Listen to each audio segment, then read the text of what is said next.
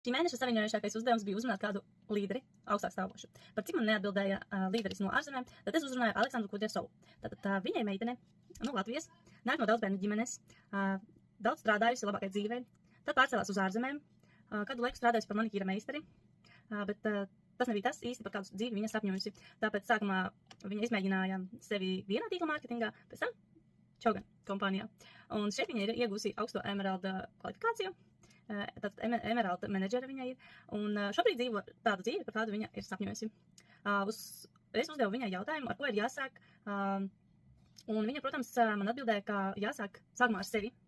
Protams, viņa teica, ka godīgi sakot, tas viss katram ir individuāli, bet viņa sāka ar sevi, un, protams, individuāls darbs ar psihologu, dažādi kursi, mentori, un ļoti daudz lasīja dažādas grāmatas, kas palīdz domāšanai, gan arī uzņēmēja domāšanai.